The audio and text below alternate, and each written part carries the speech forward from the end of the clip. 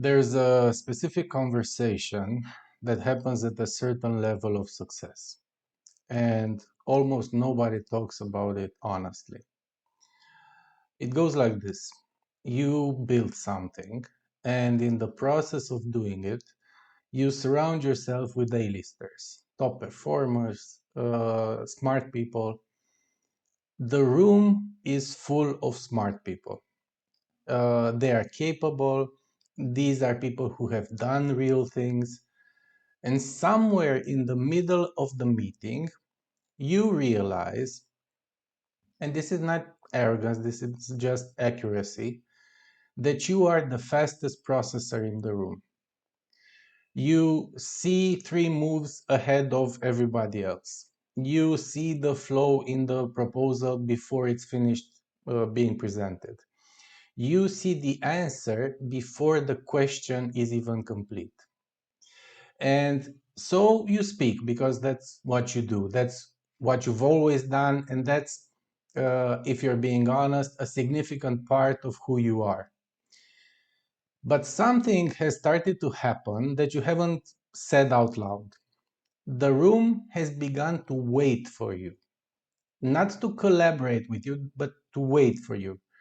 The people around you have stopped bringing their full thinking because experience has taught them that your thinking is going to arrive and supersede it anyway. The meetings that should be generative have become performances. Everyone else plays their part and you provide the answer. So the organization moves. And this works by every measurable metric, it works. So why does it increasingly feel like you're carrying something that should be distributed and yet you cannot put it down? The conventional reading of this situation is that it's a leadership problem, a delegation problem, a trust problem. You need to empower your team. You need to create psychological safety. You need to get out of their way. This advice isn't wrong per se. It's just aimed at the symptom rather than at the architecture beneath it. Because what's actually happening isn't a leadership style issue, it's an identity foreclosure. At some point, usually early, usually in conditions that required it, your cognitive speed stopped being something that you did and became something that you were. The distinction matters enormously because a behavior can be adjusted, but an identity resists adjustments with the full force of the psyche's survival machinery. When being the one who sees farthest is not a skill that you deploy, but the organizing principle of who you are, then any situation that doesn't require that skill registers unconsciously and automatically as a threat to existence. Not just to your professional existence, but to your psychological existence, to the self that was constructed around this particular capacity. This is what Adlerian psychology calls a fictional final goal, which is operating as a fixed identity. The trait that once solved a real problem, and it did solve a real problem, has been mistaken for the person that you are. The mechanism has been confused with the self. And mistaking the mechanism for the self is the most expensive error a high functioning person can make, because the mechanism cannot evolve, only the self can. Let me explain how this operates in practice so that you get a better sense of how it plays out. The intelligence itself isn't the cage. This is the first thing to understand clearly. The cognitive capacity is real. the pattern recognition, the processing speed, the ability to hold complexity, all of these are genuine qualities. They were never the problem. The cage is built from something different, from the unconscious rule that says that your value, your belonging, your right to be in the room are contingent upon being the one who knows. Not the one of the ones who knows, but the only one who knows. And when that rule is operating a specific set of behaviors, it becomes inevitable.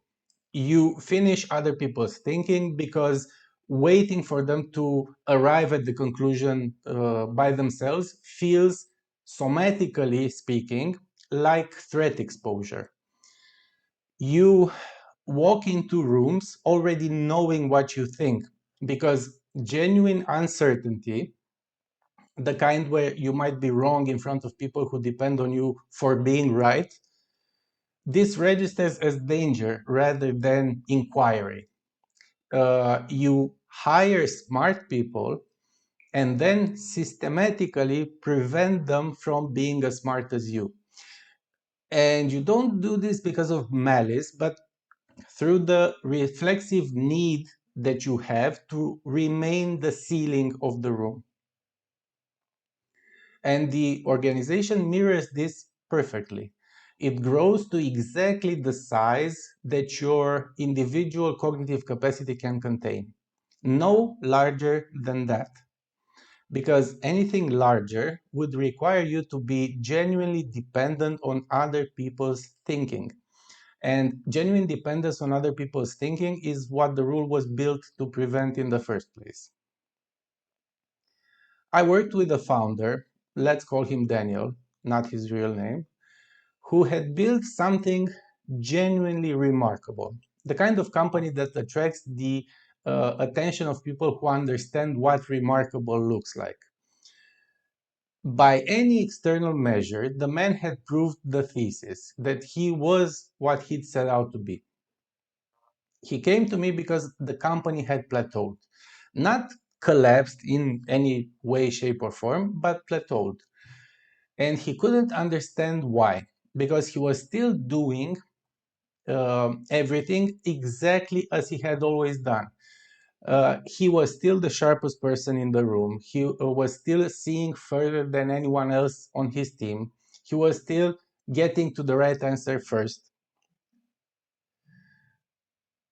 And I told him upon listening to him describe the situation that was exactly the problem he had.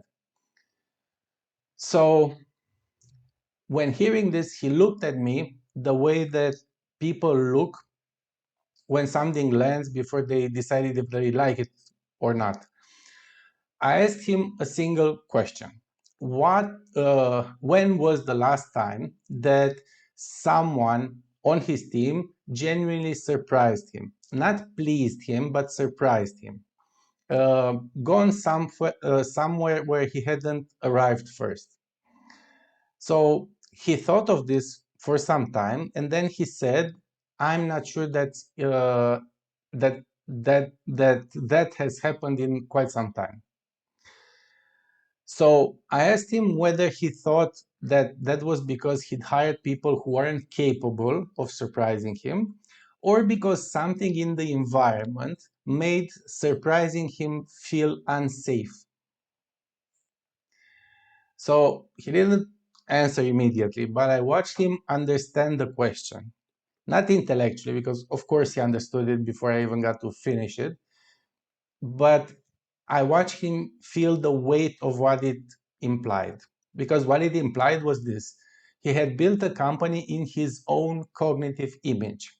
Every system, every process, every cultural norm that was organized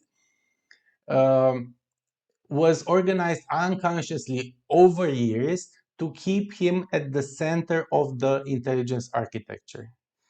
He hadn't done this because he was insecure. He'd done it because his identity required him to do so. So the company wasn't the cage. His relationship to his own intelligence was the cage.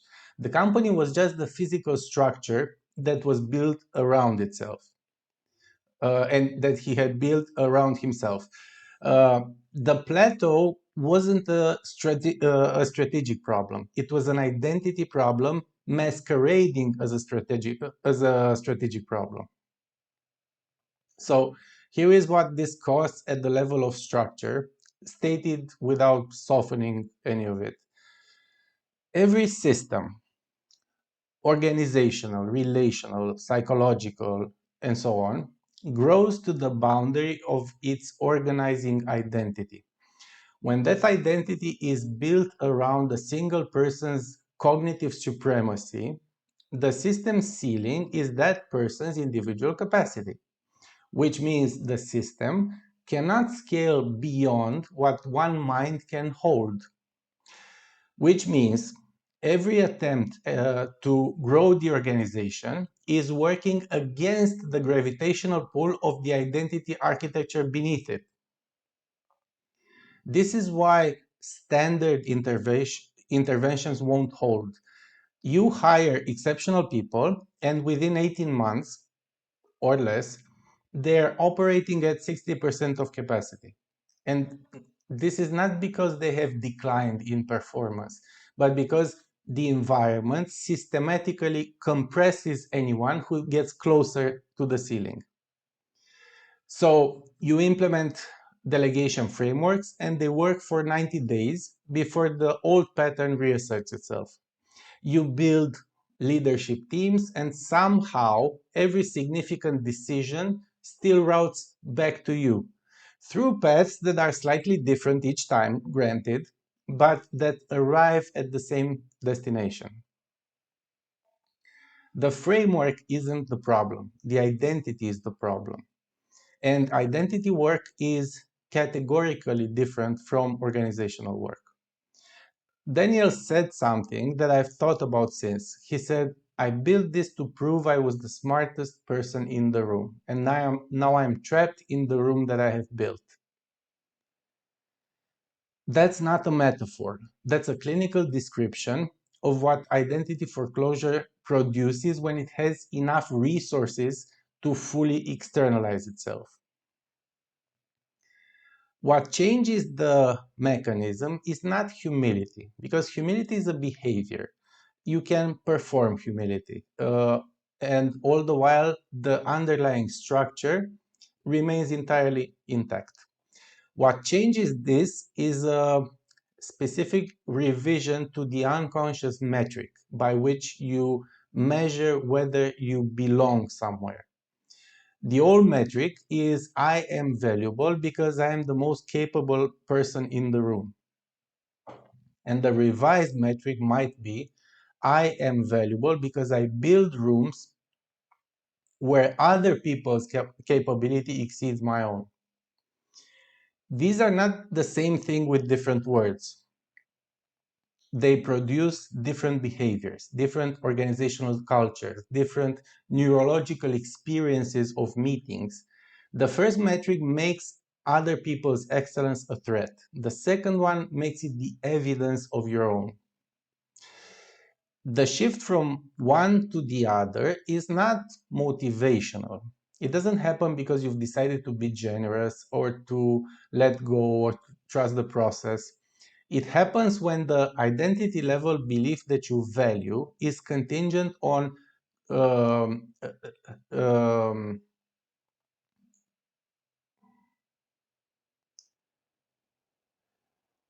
when the identity belief that you value that is contingent upon cognitive supremacy gets examined at the level at which it was formed, which is always earlier than the professional context, always prior to the company, always rooted in a period when being the one who knows was not a strategy but a survival requirement.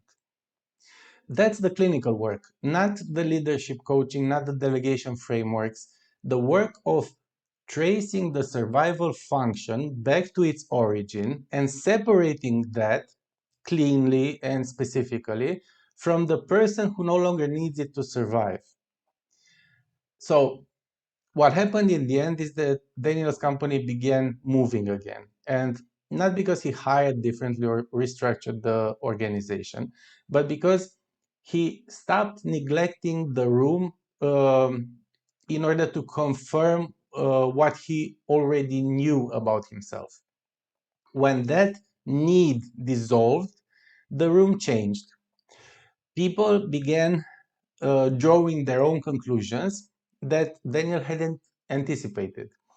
He told me, actually, several months later, that he had been surprised 3 times in the last quarter. And he said it like someone who didn't expect to feel good about that. The trait that built the company was real, and it remains real. What changed was his relationship to it, from identity to instrument. A tool he holds and he wields rather than a cage he inhabits.